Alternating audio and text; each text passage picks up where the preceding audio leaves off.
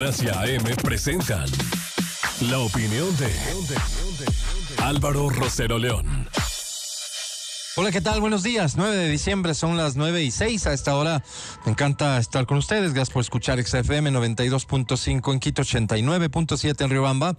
Gracias por escuchar también Democracia 920 AM y gracias por mirar Democracia TV, nuestro canal en YouTube. Así lo encuentra, Democracia TV, donde además se comparten todos los archivos generados de la emisión diaria de la revista de opinión Democracia para que pueda volver a escucharlos o escucharlos por primera vez cuando guste. Bien, sufrimos un paro este año, pues será entre todos los temas que se tengan que evaluar al terminar, y estamos próximos a eso.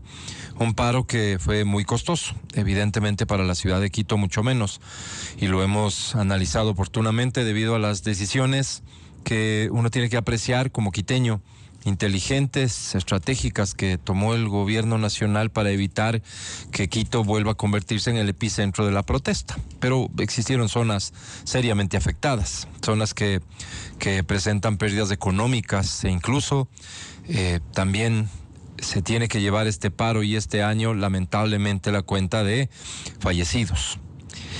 Todo esto, todo el caos organizado que tenía pretensiones mucho más altas, por cierto, tuvo origen en la decisión del gobierno nacional de la eliminación del subsidio al diésel. Quienes convocaron al paro, quienes respaldaron el paro, decían que esta era una decisión que venía a golpear dramáticamente la economía de los hogares ecuatorianos y, como siempre, principalmente de aquellos más necesitados. Líderes indígenas, líderes sociales, líderes sindicales y políticos que acostumbran a tener este tipo de discurso, exigían al gobierno que retire la medida. Pocos, en realidad, pocos, con el convencimiento ideológico de que era una medida que debía sostenerse. La mayoría incluso aceptaba públicamente que el subsidio era dañino, que distorsionaba la economía, pero que tenía que sostenerse porque el costo iba a ser muy dramático. El gobierno decidió sostener su decisión. Muchos, cuando el gobierno mostró firmeza en la decisión, muchos incluso hacían llamados constantes y frecuentes para que el gobierno ceda su posición y se siente a dialogar con quienes promovían y ejecutaban a esa hora ya el paro. Muchos incluso, convencidos plenamente de que la medida era la correcta, comenzaron a exigirle al gobierno que ceda. No precisaron ceder en qué o cuánto, pero que ceda y que se siente a negociar. Tampoco precisaban cuáles deberían ser los aspectos a negociar, pero exigían negociación. El gobierno, por su lado, persistió, insistió. El paro concluyó. Y la medida, al día de hoy, ya puede ser medida. Es decir, ya existe data de si es que el daño que fue anunciado se provocó o no. Y lo cierto es que no. Los datos de inflación del mes de noviembre hablan incluso de un decrecimiento de precios de ciertos productos, todos muy importantes. La inflación anual acumulada, 1.05%. La catástrofe económica y de incremento de precios en todo, porque lo fácil era decir, es que sube el diésel y sube todo, no se ha presentado. No se dio y debió haberse mostrado evidentemente en el mes de noviembre, que acaba de arrojar los resultados de inflación. En este caso entiendo que el término técnico sería deflación. No existe señal alguna, por el contrario, de que este dato de noviembre pudiera significar un decrecimiento también en la demanda y en el consumo, porque los datos de consumo son ciertamente alentadores. De hecho, la decisión del gobierno de pagar anticipadamente el 10º en el sector público, decisión a la que se sumaron algo más de 100 empresas importantes del Ecuador, más bien esa inyección de dinero provocó que existan datos de incremento en consumo. Es decir, tampoco se trata de un problema más profundo y más dramático que podría significar el que no existe demanda, o que esta demanda va cayendo. Simplemente no se dio este gran efecto que fue anunciado y que decían que era la razón de fondo para presentar los actos violentos, para provocarlos, para sostenerlos y para exigir al gobierno que tire abajo una medida que era, por cierto, una medida que muchos demandaban, que pocos se habrían atrevido a tomar, pero que muchos reconocían como importante. Una de las tantas medidas estructurales, lamentablemente muchas todavía pendientes, pero una de las tantas que eran indispensables. Los resultados no acompañan la narrativa de quienes provocaron el paro.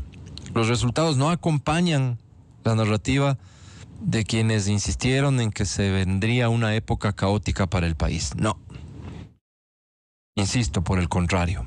Hoy la gente puede percibir que el costo de ciertos productos incluso ha bajado.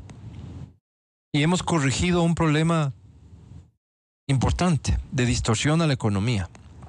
Entiendo perfectamente que quienes mejor conocen de esto dirán, sin embargo, hay un costo enorme destinado a compensaciones. Compensaciones que habrá que decir son temporales y que más bien parece que se consolidan como una adecuada transición entre eso que está tan mal manejado y lo que tiene que ver con el sinceramiento del precio del diésel.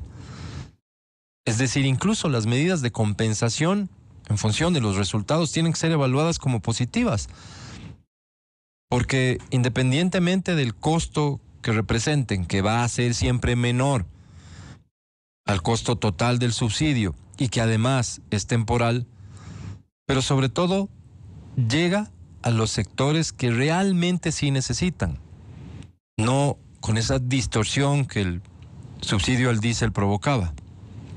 Ahí están los incentivos y compensaciones para el sector agrícola, para el sector del transporte fundamentalmente, que en términos sociales y políticos termina siendo una apuesta muy inteligente, importante, porque no fueron parte de estos sectores que se convocaron al paro, que no entonces se logró el caos absoluto que en otros paros se provoca.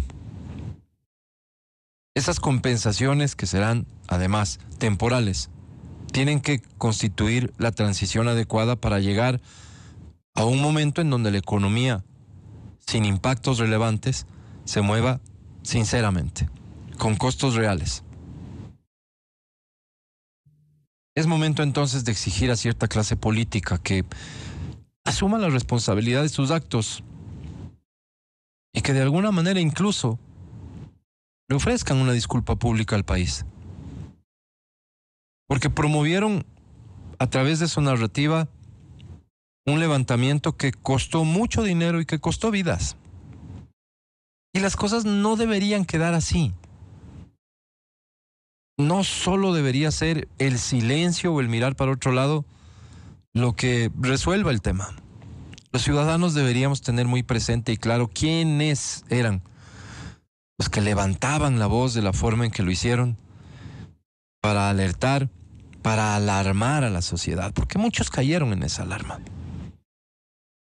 El Ecuador se ha demostrado a sí mismo en esta ocasión que tomando las decisiones correctas, sosteniéndolas con firmeza y acompañándolas de compensaciones adecuadas, bien dirigidas, se pueden, ni más ni menos, que tomar decisiones estructurales, esas que han tumbado gobiernos, esas que cualquier político evita a toda costa, que no son parte de las campañas electorales, por cierto, porque serían prácticamente un decirle a la gente, no votes por mí porque yo voy a corregir este problema estructural, porque es más fácil crear alarma, zozobra en la población, porque la gente todavía sigue siendo vulnerable a este tipo de discursos. Pero hoy el Ecuador se demostró a sí mismo que sí se puede, que hay forma de hacer las cosas y que los resultados sean los adecuados, los que se buscan, los correctos,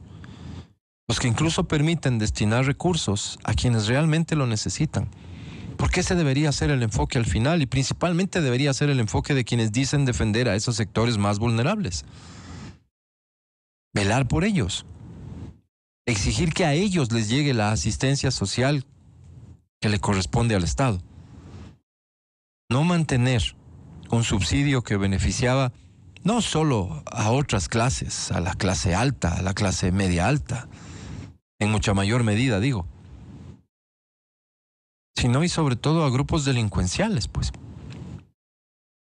que utilizaban, que probablemente sigan utilizando, pero que utilizaban en términos que les convenía mucho más económicamente el diésel para negocios irregulares, ilegales, para el contrabando.